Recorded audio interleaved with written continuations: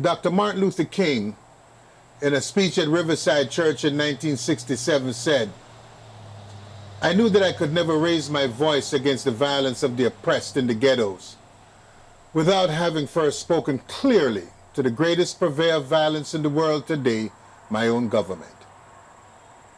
America was founded in violence.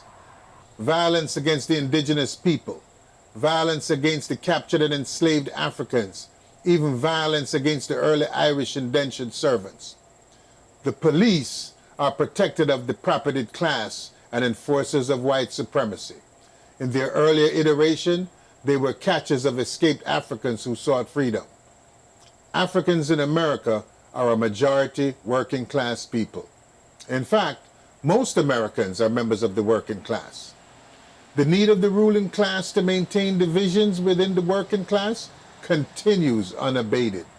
The police continue to enforce white supremacy in order to weaken class solidarity." Dr. King, in his speech titled "The Other America," points out that African Americans find themselves living in a triple ghetto, a ghetto of race, a ghetto of poverty, a ghetto of human misery. Some of the recent victims of this triple ghetto are Rayshard Brooks, who fell asleep in his car waiting on fast food and was killed; George Floyd, purchasing cigarettes at a grocery store; Ahmaud Arbery was out for a jog; Breonna Taylor was an EMT worker shot in her bed; Philando Castile was a Teamster member in his car with his family shot by the police; Sandra Bland was a college-educated working woman in search of work; Walter Scott, a veteran and forklift operator, shot in the back by the police; Alton Sterling was simply selling CDs; Eric Gardner was selling loose cigarettes, choked to death by the police in New York City; Terrence Crutcher was a member of the choir; Akai Gurley had just left his hairdresser having his hair done, getting ready to go on vacation; Amadou Diallo was a street vendor shot 14 times in the back; Sean Bell held odd jobs while studying to become an electrician; Tamir Rice was only a child playing in the park; Ayanna Jones was a child sitting on a couch in her living room. America responds to violence and acts with violence. The enslavement of Africans ended through the violence of the Civil War. Overt Jim Crow ended with televised police violence against peaceful Africans marching for their freedom. The Montgomery Ward strike of 1905 saw the violence of the police against the striking workers. 26 were killed, 416 were injured, and 12 were arrested. The year 1934 was significant in labor history. You had the Toledo Auto Light Strike of April 12 to June 3, 1934, that left 2 workers dead and over 200 injured at the hands of the police and the National Guards. The West Coast Waterfront Strike of 1934 left 9 dead and over 1,000 injured. In Minneapolis, a general strike led by Teamsters Local 574 left 4 workers dead and over 67 workers injured. A public commission later set up by the governor of Minnesota reported, "The police took direct aim at the pickets and fired to kill. Physical violence of the police was at no time endangered. No weapons were in the possession of the pickets." The 8-hour day came as a result of the Haymarket riot. The great gains of the labor movement came as a result of workers getting brutalized by the police, private security, corporations such as the Pinkertons, and the National Guards. Today, the demons of low wages, poor housing, poor schools, food deserts, high unemployment, and redlining by banks continue to haunt African Americans. These issues are systemic and violent against the black working class and can only be eradicated by public policy. The Civil Rights Movement was a peaceful movement that saw the state react with extreme violence. Bull Connor, Commissioner of Public Safety in the city of Birmingham, Alabama; Jim Clark, Sheriff of Dallas County, Alabama; George Wallace, the Governor of Alabama; and Ross Barnett, the Governor of Mississippi, to name a few. The violence in Birmingham was televised worldwide, and that led to the 1964 Civil Rights Act. The violence in Selma brought about the Voting Rights Act of 1965. In each of these instances, the violence was being perpetrated by the police, which is an arm of the state. Both pieces of legislation were written in blood. Blood drawn by attack dogs, ripping black flesh, police batons against black heads and washed with fire hoses, not black violence, but the violence of the white power structure.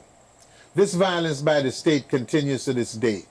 The violence perpetrated by the police against George Floyd resulted in his death.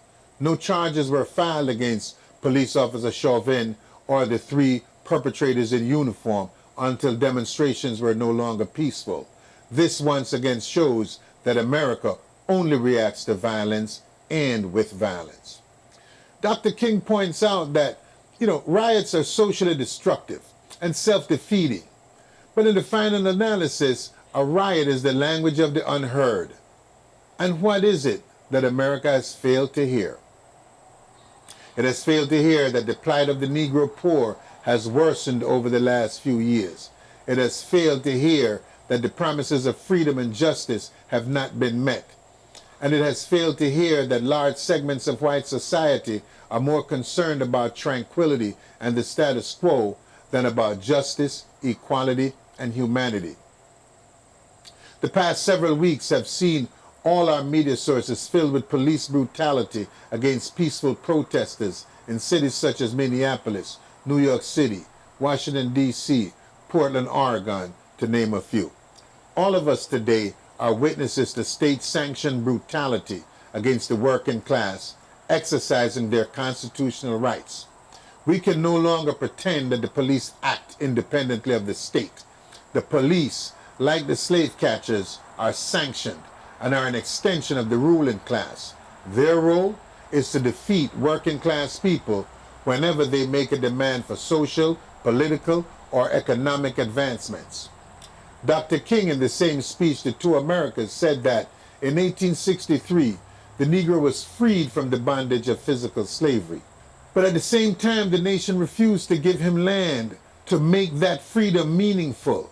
And at the same time period, America was giving millions of acres of land in the West and the Midwest, which meant that America was willing to undergird its white peasants from Europe with an economic floor that would make it possible to grow and develop, and refused to give that economic floor to its black peasants.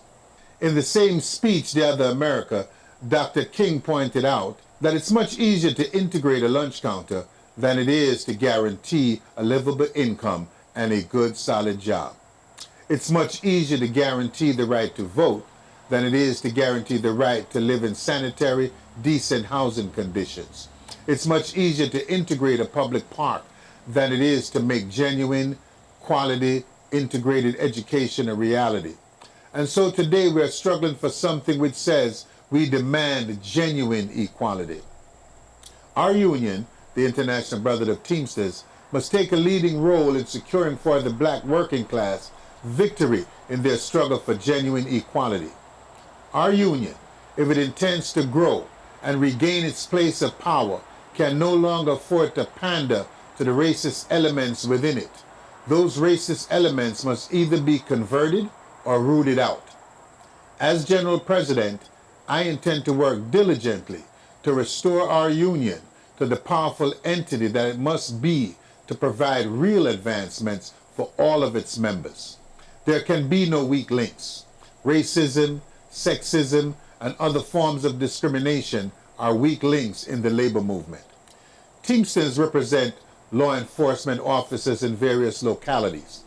As a representative, we must have a leading voice in demanding structural and fundamental changes in how law enforcement operate in our society. Our union must take a leading role in the demand for reparations. If our union is to regain its place of power, each member must become engaged, must become an organizer, every hour, every day an organizer. Our union must become less concerned about tranquility and the status quo and more about justice, equality, and human rights for all working people. My candidacy is not only concerned with negotiating a good contract, but also ensuring that we are leaders against low wageism, voter suppression, mass incarceration, and police brutality. We must be leaders for a living wage, full employment, universal health care, and pensions for all. We must make a demand for a total redesign of how we educate our children, small classroom sizes, equal resources for all students regardless of zip code. As Teamsters, we are not only representatives of our dues-paying members, we are also the vanguard organization in the struggle of the working class to gain their fair share of the wealth that they have created. My name is F. Christophe Silvera, and I approve this message.